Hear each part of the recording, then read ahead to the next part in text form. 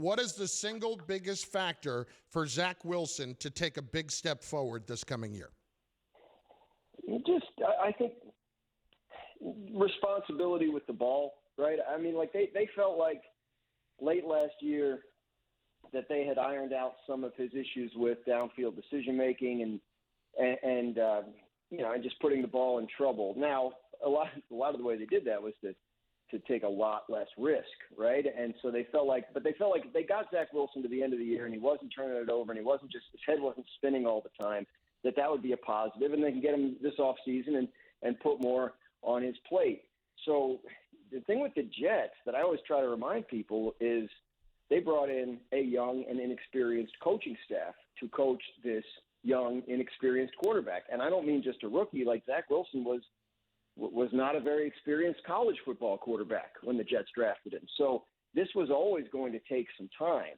I think there's a real interest in seeing how he looks when he gets out on the field this year in terms of what he's doing better than he did last year. Because I think last year they chalk up to a guy who was really swimming, who was really kind of thrown in the deep end all at once and see how he handles it.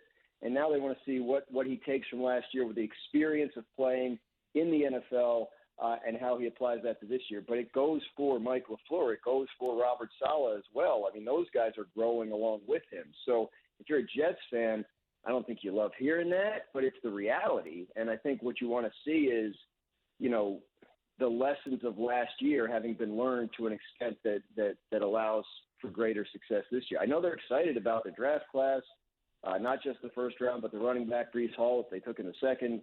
They feel like they're putting a bunch of stuff around Zach Wilson to help him be successful. The pass rusher they signed from the Bengals last year that never played, if he's back, that helps the defense as well as the other draft picks, the high draft picks. So they have reason to be happy about their roster. Now it's a matter of can the quarterback and the coaching staff kind of develop in a way that looks like they're going to be able to maximize it. Talking with ESPN NFL reporter Dan Graziano on Greeny. And Dan, from Zach Wilson to the guys up front that'll be protecting Zach Wilson, we got to talk about Mekhi Becton. He hasn't been around the team for the majority of the offseason because he was expecting the birth of his first child. He reported to minicamp, and the reports from minicamp were that he was overweight, and this is coming off of a season that was injury-riddled in 2021. What exactly are the Jets banking on from Mekhi Becton this upcoming season? What are the things that Rob Saleh and Joe Douglas want to see from him? Well, I think they'd like to see him not be overweight.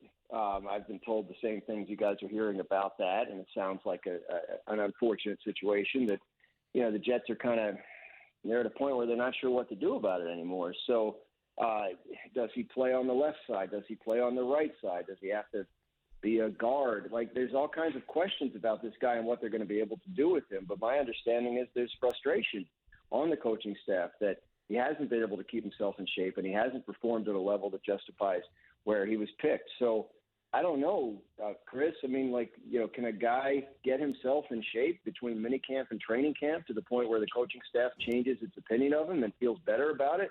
I know he's got the backing of the front office that drafted him, but, it's a production business. If he's not one of their best 5 offensive linemen, then they're going to have a tough decision to make about it. Thank you for watching ESPN on YouTube. For live streaming sports and premium content, subscribe to ESPN+.